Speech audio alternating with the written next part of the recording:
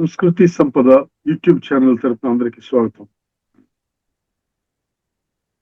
భారత స్వాతంత్ర్య సంగ్రామ ఉద్యమం శీర్షికలో శ్రీ ఎన్ రామ్మోహన్ గారు ధారావాహిక ప్రసంగం చేస్తున్నారు. శ్రీ రామ్మోహన్ గారికి స్వాగతం. గుడ్ మార్నింగ్, శుభోదయం, అందరికీ వందనాలు. సో బస్ జర్నీకి మనమంతా బస్సులో ఉన్నాము. ఈ special bus on independence of India, భారత స్వాతంత్ర్య సంగ్రామ ఉద్యమము షార్ట్లో బస్. నిన్న ఎక్కడైతే స్టాప్ చేసామో we will continue from that point. నూతన సాధనాల మీద, సాధనము అంటే ఎక్విప్మెంట్, ఇంగ్లీష్లో we can take it as a tool equipment మీద బ్రిటిష్ వర్ధమాన పారిశ్రామిక వ్యవస్థ, వర్ధమాన అంటే ప్రజెంట్ ఎండింగ్, వర్ధమాన పారిశ్రామిక వ్యవస్థ ఆధారపడగలదు. అప్పుడు వినియోగించుకుంటున్న సాధనాలు శతాబ్దాల వెనుక నుంచి ఉన్నవి. అంటే హ్యూమన్ గ్రోత్ ఎలా ఉంటుందంటే, అగైన్ లెక్కలకి లింక్ చేయొచ్చు అర్థమెటిక్కి. కొంత అడిషన్ ఫామ్లో ఉంటుంది బిగినింగ్లో, వేగం పుంజుకున్న తర్వాత. వెహికల్స్ కూడా అంతే కదా, ఫస్ట్ గేర్లో లోడ్ ఎక్కువ, స్పీడ్ తక్కువ. సెకండ్ గేర్లో స్పీడ్ పెరుగుతుంది, లోడ్ కొంచెం తక్కువ అవుతుంది. థర్డ్ గేర్లో లోడ్ తక్కువ, స్పీడ్ ఎక్కువ, సంథింగ్ లైక్ దట్. మొదట్లో ఈ ఇన్వెన్షన్స్ అంటే పరిశోధనలు కానీ ఇవి కానీ తక్కువ ఉండి, మనిషి తన అంటే ప్రకృతిలో స్వయం సిద్ధమైనటువంటి తనకున్న అవయవాలు, మనిషికి ప్రధానంగా కాళ్ళు చేతులు రెండు. కాళ్ళు మనకి ఎక్కడికైనా తీసుకెళ్తాయి, ఎక్కడ పని ఉంటే అక్కడికి కాళ్ళతోనే నడిచి వెళ్ళగలము. పాత రోజుల్లో మనకి ఇక్కడ ఆంధ్రప్రదేశ్ నుంచి, కంబైన్డ్ ఆంధ్రప్రదేశ్ నుంచి కాశీ వరకు నడిచి వెళ్ళి వచ్చిన ఘటనలు ఉన్నాయి, లేదా బండి మీద వెళ్ళి వచ్చిన ఘటనలు ఉన్నాయి. ఇప్పుడు విమానాల్లో వెళ్ళడం, అక్కడికి ఇక్కడికి ఎంత వ్యత్యాసమో మనం గమనించుకోవాలి. మధ్యలో స్టేజెస్ ఉంటాయి. దెన్ ఇలా పురోగతి జరిగినప్పుడు ఈ అడిషన్ నుంచి మల్టిప్లికేషన్ దానికి కొంచెం ఫాస్ట్గా జరుగుతుంది. అంటే గతంలో 1000 సంవత్సరాలకి ఒక చిన్న మార్పు కనిపిస్తే, తర్వాత 100 సంవత్సరాలకి, 10 తర్వాత 10 ఏళ్ళకి, ఇప్పుడు ఎప్పటికప్పుడు every year or on a daily basis we see the incremental growth అని ఒక పదం వాడతాం మనము. చిన్నపాటిదేనా ఇంక్రిమెంట్ అంటే, స్మాల్ గ్రోత్. కానీ నిన్నటికి ఇన్నటికి కూడా there is a growth on a day basis. వీటిని కానీ ఆవిరి శక్తిని కానీ పూర్తిగా వినియోగించుకోవడానికి ఉత్పత్తినంతా ఫ్యాక్టరీలో విపరీతంగా కేంద్రీకరించారు. సెంట్రలైజేషన్, ఒకే దగ్గర శక్తి కేంద్రీకరిస్తే ఇసే centralization of power or energy, whatever. ఇక్కడ మనము ఒక విషయం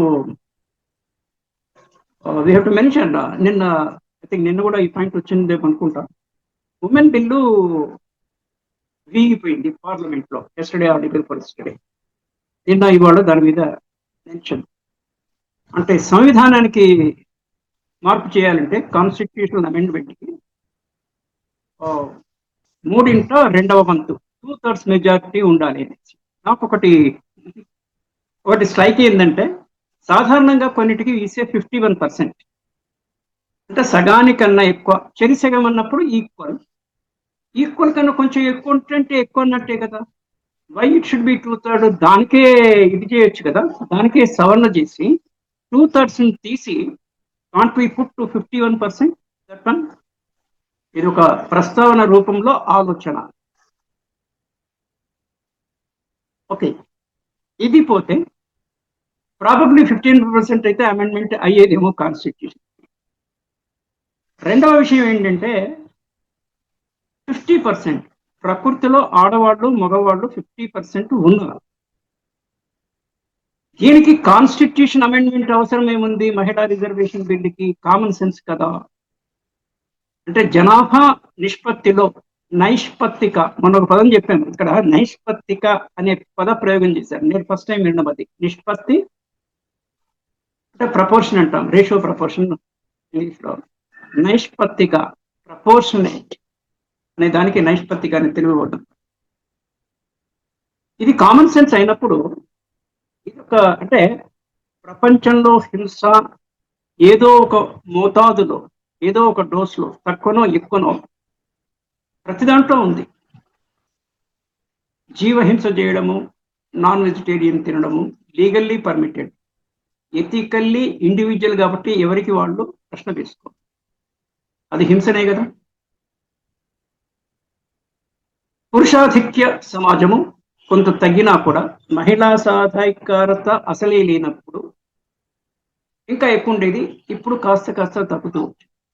కానీ పాత రోజుల్లో కూడా మహిళా శక్తి, రాణులు వాళ్ళంతా యుద్ధంలో, ఝాన్సీ లక్ష్మీబాయి మనకి నెక్స్ట్ చాప్టర్ లో వస్తుంది, 1857లో సిపాయి మ్యూట్ని వాటిల్లో. ఎక్సెప్షనల్ గా అక్కడక్కడ లింగంతో సంబంధం లేకుండా జెండర్ న్యూట్రల్ గా తెలివితేటలు ప్రదర్శించిన వాళ్ళు ఉన్నారు. కానీ బై అండ్ లార్జ్ సహజ సిద్ధంగా దామాషా పద్ధతి అంటాము, 50% వాళ్ళకి ఇవ్వాలి కదా. దీనికి కాన్స్టిట్యూషన్ అమెండ్మెంట్ ఏంటి, ఇది ఒక రకమైనటువంటి వాట్ యు కాల్ దాష్టికం తప్ప ఇంకేం లేదు. Anyway right. శాస్త్రజ్ఞులు కనిపెట్టిన నూతన విషయాల ద్వారా పారిశ్రామిక విప్లవం రాలేదని ఈ సందర్భంలో మనం గుర్తుపెట్టుకోవాలి. ఎలా వచ్చింది మరి చూద్దాం. పెరిగే మార్కెట్లకి అనుగుణంగా శరవేగాన ఉత్పత్తి పెంచాలనే పారిశ్రామిక ఉత్పత్తిదారుల కోరిక. పారిశ్రామిక ఉత్పత్తిని ఇండస్ట్రియల్ ప్రొడక్షన్. సో ఇందాక నేను మనిషి కాళ్ళు చేతులు ఎక్కడ కాళ్ళు తీసుకెళ్తాయి అక్కడ వీళ్ళు చేతులతో పనిచేస్తారు, అలానే ఉంది. ఆ తర్వాత మనకి కులాల వారీగా ఈ కమ్మరి వాళ్ళు, కుమ్మరి వాళ్ళు కుండలు చేస్తారు, కమ్మరి వాళ్ళు ఐరన్ స్మిత్ అంటాము, ఇంకా టిన్ స్మిత్ అనేసి, ఇవన్నీ ఇంగ్లీష్ పేర్లు, తెలుగులో దానికి సమానార్థకాలు మనకి ఉన్నాయి. వీళ్ళు చిన్న చిన్న పనిమంటలతోటి దానికి గడ్డపార, పార పని, గడ్డపార, చెక్కపార, ఇవన్నీ చిన్న చిన్న ఇన్స్ట్రుమెంట్స్ వచ్చాయి. వడ్రంగులు, కార్పెంటరీ వాళ్ళు కొన్ని వ్యవసాయ సంబంధించింది. బిగినింగ్ లో అంతా పరిశ్రమ అంతా వ్యవసాయ పరిశ్రమలే. ఆ తర్వాత ఫ్యాక్టరీ పరిశ్రమ వచ్చింది. ఈ రెండిటికి అనుగుణంగా సేవా రంగము, సర్వీస్ సెక్టర్ అనేది ఇంకా ప్రబలంగా వచ్చింది. ఈ మూడు ఇప్పుడు they are coexistence. Economy పరంగా చూస్తే చాలా అభివృద్ధి చెందిన దేశాల్లో సర్వీస్ సెక్టర్ కాంట్రిబ్యూషన్ ఎక్కువ ఉంది, ఫాలోడ్ బై ఇండస్ట్రియల్ సెక్టర్, దానికన్నా తక్కువ అగ్రికల్చర్ సెక్టర్. కానీ ఇంపార్టెన్స్ వైజ్ గా వ్యవసాయ పరిశ్రమ, వ్యవసాయికత, agriculture you cannot do away with, తిండి లేకపోతే చచ్చిపోతారు అంత. సో దీని కాంట్రిబ్యూషన్ కి ఎకానమీ సంగతి ఏమున్నా కూడా it's a very vital and important sector this one. దీనికి సహాయపడడానికి కొంతవరకు వ్యవసాయేతర ఉత్పత్తులు కూడా ఉంటాయి. వ్యవసాయ ఆధారిత ఉత్పత్తులు చాలా కీలకము, చాలా అత్యవసరము, there are fundamental and basic. వ్యవసాయేతర ఉత్పత్తులు ఈ కార్లు, మోటార్ సైకిల్ లేకపోతే దేవుడిని కార్డు ఇచ్చాడు నచ్చి వెళ్ళొచ్చు, లేకపోతే పెద్ద సైకిల్ మీద వెళ్ళొచ్చు, వాట్ ఎవర్. ఇవి సెకండ్ దర్జాకు వస్తాయి. దీన్ని నేను P A S T past, primary, secondary and tertiary అనేసి, మనం ప్రైమరీ విషయాలకి వదిలేసి సెకండరీ, టెర్షియరీ మీద ఎక్కువ ఫోకస్ దాని మీద ఇస్తున్నాం. ఎనివే, సో శాస్త్రజ్ఞులు కనిపెట్టిన నూతన విషయాల ద్వారా పారిశ్రామిక విప్లవం రాలేదు అనేది ఇట్స్ ఏ హాఫ్ ట్రూత్, మొత్తం కాదు. బ్యాక్ బోన్ వెనకాల వెనుక ఏంటంటే శాస్త్రజ్ఞులు లాబొరేటరీలో వాళ్ళు కనిపెట్టిన దాన్నే పారిశ్రామికవేత్తలు దాన్ని మార్కెట్ చేసి అలా డెవలప్ అయింది. అంటే it's a chain reaction. Supply chain అనే పదం వాడుతుంటాం మనం. So along the supply chain, farm what we say laboratory నుంచి ఫార్మ్ కి అంటాము. FARM, ఫార్మ్ అంటే అగ్రికల్చర్ ల్యాండ్. మరి దానికి సంబంధించి ఫ్యాక్టరీకి కానీ వ్యవసాయానికి కానీ సంబంధించిన విషయాలు లాబొరేటరీలో ఫస్ట్ శాస్త్రజ్ఞులు కనుక్కున్న తర్వాతనే ఈ డెవలప్మెంట్ ముందుకు సాగుతుంది. పెట్టుబడి పెట్టగలిగిన ఈ స్తోమతే అప్పుడున్న సాంకేతిక పరిజ్ఞాన వినియోగం పరుచుకోవడానికి. పెట్టుబడి అల్టిమేట్ గా capitalistic economy, socialistic economy, communistic economy అని ఈ పదాలు కూడా ఇంతకుముందు ఒకసారి మనం అనుకున్నాము. సో బ్రిటన్ లో అప్పుడు క్యాపిటల్ ఉంటుంది పెట్టుబడి పెట్టడానికి. పారిశ్రామిక ఎప్పుడు ముగిసిపోలేదు, ఇట్స్ ఏ కంటిన్యూస్ ప్రాసెస్. ఏం చేతనంటే 18వ శతాబ్దము చూడండి, పదప్రయోగం ఎంచేత, ఎందుచేత కాదు, అదు లుప్తమైపోతుంది. కొన్ని భాషా సంబంధించిన విషయము.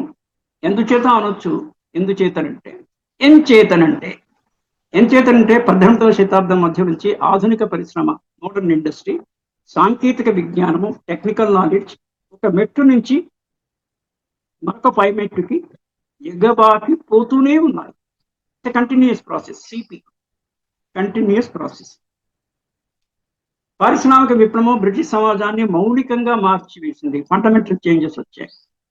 ఇది సత్వర ఆర్థికాభివృద్ధికి దారితీసింది. సత్వర, Britain, Europe, Russia, America, Canada, Australia, Japan లాంటి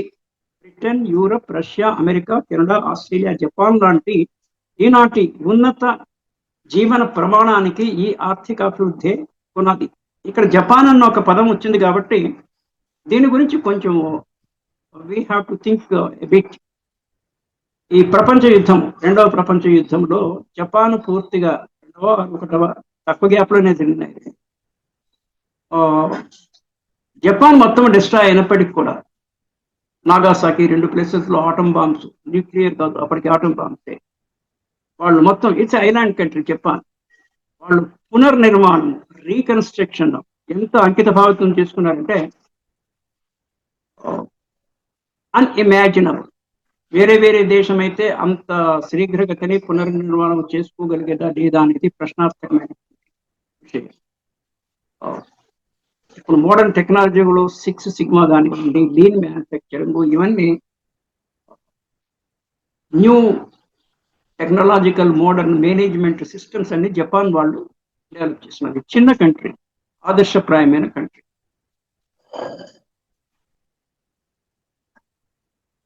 ఆర్థికంగా వెనుకబడ్డ దేశాల్లో పారిశ్రామిక విప్లవం రాకపోవడం వల్ల ఈనాడు ప్రపంచంలో మనం చూస్తున్న ఆదాయపు లోటు వచ్చేస్తుంది. సో ఈ దేశాలను మనం 3 రకాలుగా already developed countries, developing countries, under development countries విభజిస్తాము. డెవలప్డ్ అని ఫుల్ స్టాప్ ఉండదు. Development is a continuous process, ఎప్పటికీ జరుగుతూనే ఉంటుంది. కాబట్టి డెవలప్ అయినాము అని అనుకుంటే ఇంకా స్కోప్ ఉండదు డెవలప్ అవ్వడం. పారిశ్రామిక విప్లవ ఫలితంగా బ్రిటన్లో గ్రామీణ లక్షణాలు రూపంపి పట్టణాల సంఖ్య పెరిగిపోయింది. దీన్నే మనం తీసే urbanisation. Urbanisation is a world phenomena. మన దేశంలో కూడా జరుగుతుంది. దీనికి అబ్దుల్ కలాం గారి టైంలో ఆయన ప్రెసిడెంట్ గా ఉన్నప్పుడు పురా అనేటువంటి ఒక స్కీమ్ పెట్టాడు, PURA. దీని ఫుల్ ఫామ్ ఏంటి? Providing urban facilities in rural areas. ఆయన అభిప్రాయం ఏంటంటే గ్రామీణ ప్రాంతాల్లో కనుక అర్బన్ ఏరియాలో ఉండే సౌకర్యాలు కుదిరిస్తే మైగ్రేషన్, అర్బనైజేషన్ తగ్గి ఈక్వి డిస్ట్రిబ్యూషన్ ఆఫ్ ప్రెషర్ ఉండదు అర్బన్ ఏరియాస్ లో అనేసి ఆ స్కీమ్ ఇప్పటికి కూడా ఎంత ఎఫెక్టివ్గా ఉంది అనేది వేరే విషయము. అట్లా ఆపడం కష్టము. ఎందుకంటే మానవ నైజం ఏంటంటే he will be always searching for green pastures అంటాము. పాస్చర్స్ అంటే పచ్చిక బయళ్ళు. అంటే ఎక్కడ ఏ ఉద్యోగ, విద్య, ప్రగతి అవకాశాలు ఎక్కడ ఉన్నాయో అక్కడికి మనిషి వెళ్ళడం అనేది ఒక సహజమైనటువంటి ఇది. మనిషి బేసిక్గా సంచారి. మైగ్రేషన్ అనేది మానవ లక్షణాల్లో అదొకటి. సో ఎక్కడెక్కడ అవకాశాలు ఉంటే ఊళ్ళల్లో నుంచి పట్టణాల్లోకి వాళ్ళ స్వదేశాల్లో, ఒక్కొక్క దేశం నుంచి ఇంకొక దేశంలో ఎక్కడైతే మెరుగైన పరిస్థితి ఉన్నాయో అక్కడికి వెళ్ళడం అనేది it is again A inbuilt and continuous process. Inbuilt and continuous process. It cannot be stopped. అంటే కొంచెం సాచ్యురేషన్ ఎక్కువైన తర్వాత గతి తగ్గొచ్చు, కానీ టోటల్గా మారడం అనేది కుదరదు. Inbuilt and continuous process. సమాజంలో పూర్తిగా కొత్త వర్గాలు 2 పుట్టాయి. సొంత ఫ్యాక్టరీలు కలిగిన పారిశ్రామిక పెట్టుబడిదారులు ఒక వర్గము, రోజు కూలీకి శ్రమను అమ్ముకునే కార్మికులు 2వ వర్గం. అంటే ఇక్కడ ఒక పాయింట్ మనం ఏంటంటే ఎక్కడైనా కూడా ఓనర్ ఉంటారు. డబ్బులు పెట్టిన వాడు ఓనర్. ఫ్యాక్టరీ కానీ ఇండస్ట్రీ కానీ ఓనర్. ఓనర్కి సహాయపడడానికి అన్ని పనులు ఓనర్ చూసుకోలేడు కాబట్టి మేనేజర్స్ ఉంటారు. Managerial staff. మేనేజ్ చేస్తాడని పని చేసేవాడు ఉండాలి కదా, వర్కర్. ఈ 3 కలిపి OWM. మనము ఓంని చాలా ఓంకారము, ఓంకారనాదము, ఓంకి చాలా ప్రాధాన్యత ఇస్తాము. So my OM stands for owner, manager, worker. ఇదేంటి? ఇది ప్రొడక్షన్కి అవసరం. ప్రొడక్షన్ చేసాము, కొనుక్కునే వాడు ఉండాలి కదా. That is what we say customer, consumer, or buyer. మరి వాళ్ళు కొనాలంటే వాళ్ళ దగ్గర పేయింగ్ కెపాసిటీ ఉండాలి కదా. It's paying capacity or purchasing power. Purchasing power parity అంటాము. అదే వస్తువు ఒక దగ్గర ఒక ధర ఉంటుంది, ఇంకో దగ్గర కొంచెం ఎక్కువ తక్కువ ఉంటుంది. తక్కువ ఉన్న చోట కొని ఎక్కువ ఉన్న చోట అమ్ముతారు. ఇది ట్రేడర్స్. వినియోగదారులు దగ్గరి ప్రాంతం అయితే టోకులో తక్కువ ధర దగ్గరికి వెళ్ళి స్టోర్ చేసేవాళ్ళు పాత రోజుల్లో ఇళ్లలో ఒక 5-6 నెలలకు సరిపడే సామాన్. ఇప్పుడు మనకి సూపర్ బజార్లు ఇవన్నీ వచ్చి ఇంట్లో ప్లేస్ కూడా సరిగా లేక తక్కువ ఉంది. వీఆర్ బయింగ్ అనే మంత్లీ సైకిల్ జనరల్లీ. ఆసక్తి లేని వాళ్ళు కూడా పాపం అనే వీక్లీ బేసిస్ కానీ డైలీ బేసిస్ కూడా కొనుక్కునే వాళ్ళు కూడా ఉన్నారు. సో ఒకవైపు ఓనర్స్, ఇంకొక వైపు వర్కర్స్, ఇన్ బిట్వీన్ మేనేజర్స్. అపూర్వ సౌభాగ్యం అనుభవించే పెట్టుదారి వర్గం అమితంగా అభివృద్ధి చెందింది. పుట్ట కోసం కష్టం చేసి నిరుపేద కార్మికులు మొట్టమొదట్లో దుఃఖం కన్నీళ్ళే మిగిలాయి. కన్నీళ్ళు అన్నప్పుడు అంటే ప్రకృతిల నిర్మాణంలో కన్నీళ్లు కూడా ఒక రిలీఫ్. కన్నీళ్లు కూడా బాధ వచ్చినప్పుడు కన్నీళ్ళు వస్తే బాధ ఓకే, కన్నీళ్లు కూడా it gives a relief to the mind. అది ప్రకృతి సిద్ధంగా ఉన్న విషయం, ఇది గమనించాలి. వాళ్ళ సాంప్రదాయక జీవన పద్ధతి విచ్ఛిన్నమైపోయింది. పొగతో సొగాచి ఆర్ సంథింగ్ మన పట్టణ చెరువు దగ్గర లాస్ట్ ఇయర్ చాలా మంది చనిపోయారు. కెమికల్ ఫ్యాట్ అంటే కొన్ని వృత్తిపరమైనటువంటి రిస్క్స్ ఉంటాయి. విసే ప్రొఫెషనల్ హెజార్డ్స్ అంటాం ఇంగ్లీష్లో. ప్రొఫెషనల్ వృత్తిపర ఇబ్బందులు. కెమికల్ ఫ్యాక్టరీస్ చాలా డేంజరస్. జనరల్ గా ప్రమాదం జరగదు, అన్ని ఏర్పాట్లు చేసుకుంటారు రిస్క్ రాకుండా. ఫైరింగ్ స్టేషన్స్ కానీ ఇంకోటి కానీ చేతులకి గ్లౌస్ కానీ వాట్ ఎవర్ దే ఉన్నా కూడా మెటల్ గ్లౌస్ కూడా ఉండొచ్చు. చాలా ఎక్కువ వేడిలో ఉండేది దీన్ని ఇది చేసి ఇవన్నీ ఉన్నప్పటికీ కూడా జరుగుతుంటాయి. అలాగే మనకి సంస్కృతి సాంప్రదాయాలు కూడా కొన్నిటికి ఎకానమీతో ముడిపడి గత్యంతరం లేక ఆ వృత్తుల్లోకి దిగుతారు వీళ్ళు. ఫర్ ఎగ్జాంపుల్ దీపావళికి పటాకాయలు తయారు చేసేది శివకాశి అనే ప్లేస్ తమిళనాడులో, అది ఫేమస్. దానికి ప్రతి ఏడాది దీపావళికి క్రాకర్స్ తయారు చేస్తున్న సందర్భంలో కొన్ని వందల మంది కానీ పదుల్లో కానీ చనిపోతుంటారు. ఒకసారి పేలితే అది కంట్రోల్లో ఉండదు, ఒకదానికి అన్ని ఒక దగ్గర పోగేసి ఉంటాయి కనుక. So that is a professional. వాటిని ఓవర్కమ్ అవ్వడానికి సేఫ్టీ మెజర్స్ ఫాలో అవుతారు, కానీ అవి ఒక్కొక్కసారి సరిపడవు. ఇండస్ట్రియలైజేషన్ లో ఒక ఇన్బిల్ట్ ప్రమాదం ఉంది. వేలాది కూలీ జనము ఎండ పొడ ఎరుగని చీకటి మురికి వాడల్లో జీవించారు. ఎండ పొడ అంటే దాన్ని ప్యూర్ తెలుగు వర్డ్. సన్లైట్ లేని అనే పొడగట్టని పొడలేని చీకటి మురికి వాడల్లో జీవించారు. ఇక్కడ మనం దీని గురించి మాట్లాడాలి. Dharavi slum in Bombay, biggest slum in Asia. ఆ మధ్యలో అక్కడ కొన్ని రీకన్స్ట్రక్షన్ అదే ఏరియాలో కానీ వేరే చోట రిహాబిలిటేట్ చేసి ఇది చేస్తున్నారు అన్నారు కానీ, బట్ స్టిల్ ఏషియాలోనే, ఆసియా ఖండంలోనే అతి పెద్ద మురికి వాడ ధారావి స్లమ్. ఈ దుర్భర పరిస్థితుల్ని ప్రసిద్ధ బ్రిటిష్ నవలాకారుడు చార్లెస్ డికెన్స్ తన నవలలో కళ్ళకు కట్టారు. ఫ్యాక్టరీలలో, గనుల్లో ఇవి ఇంకా డేంజరస్. అండర్ గ్రౌండ్ మైన్స్ అంటాము. ఎంయూజీ మగ్ అంటే బకెట్ మగ్గు కాదు, అండర్ షార్ట్ ఫామ్ లో అండర్ గ్రౌండ్ మైన్స్. దాంట్లో ఆ మైన్ భూగర్భంలోకి మనకి సింగరేణి కాలరీస్ ఉన్నాయి గనులు ఎంత పోతున్నప్పుడు ఒక్కొక్కసారి ఆ పైన అది పెద్ద పెచ్చు పడి వీడి మీద పడితే వీళ్ళకి రిస్క్. ప్రికాషనరీ మెషర్స్ తీసుకుంటారు. పిఎం, ప్రైమ్ మినిస్టర్ గారు ప్రికాషనరీ మెజర్స్ తీసుకుంటారు, అయినా చాలా సార్లు అవి సరిపోకపోవచ్చు.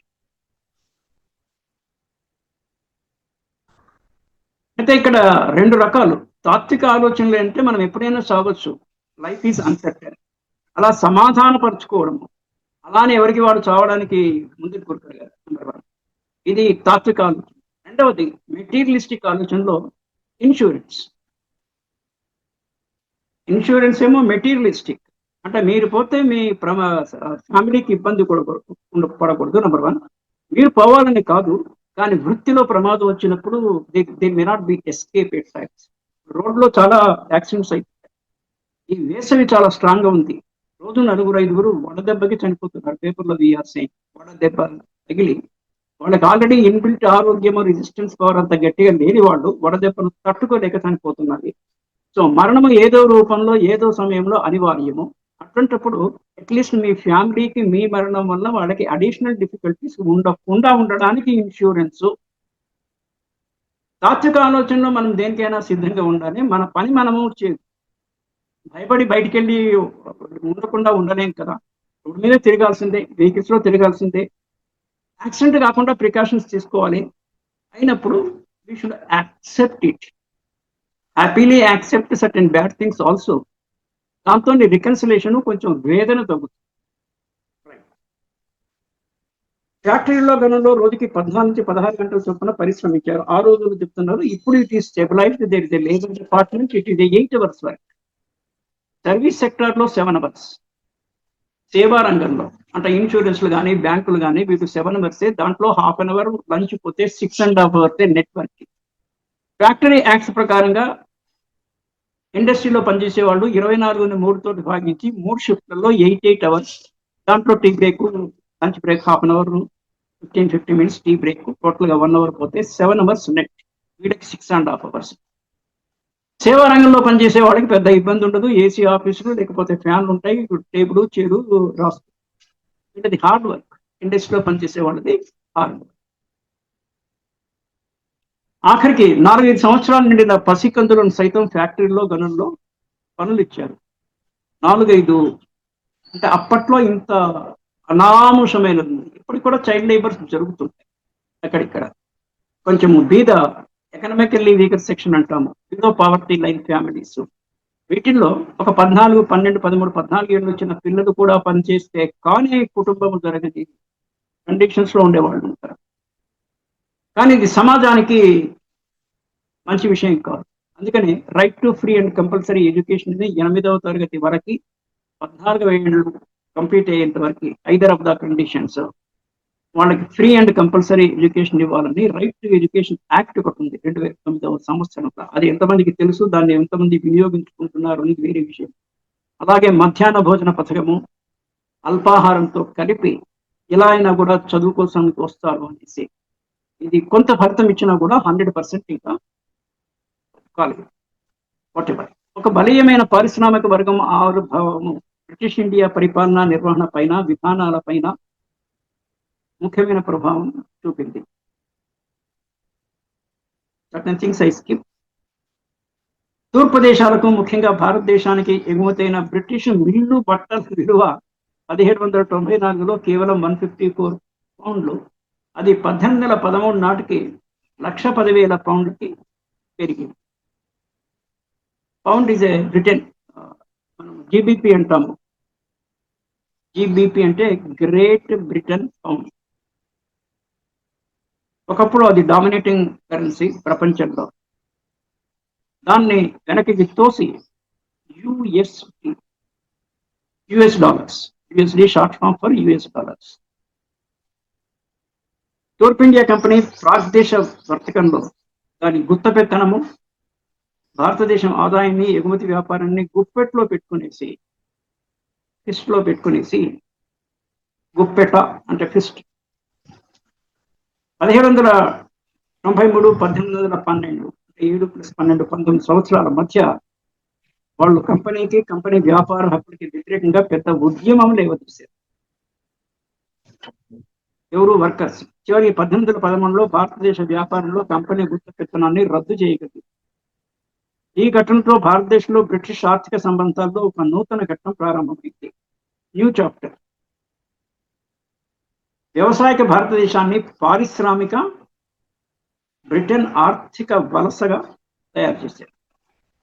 అంటే బ్రిటిష్ వాళ్ళ రూల్ వల్ల మనకి western culture, western facilities, scientific facilities మన దగ్గరికి వచ్చాయి. మన దగ్గరగా ఉండింది. మనం బయట అనుకున్నాము రామాయణ భారత కాలంలో మన దగ్గర కూడా శస్త్రాస్త్రాలు ఉన్నట్టు మనము గ్రంథంలో ఉంది. కానీ మన దగ్గర ఏముండిందంటే యోగ్యుడైన స్టూడెంట్ ఉన్నప్పుడే they use to teach. That is why Ekalavya was not given studentship by Drona. అయినా కూడా ద్రోణుణ్ణి ఆయన మానసిక గురువుగా తలచి ఈ డెవలప్డ్ హిస్ కెపాసిటీ.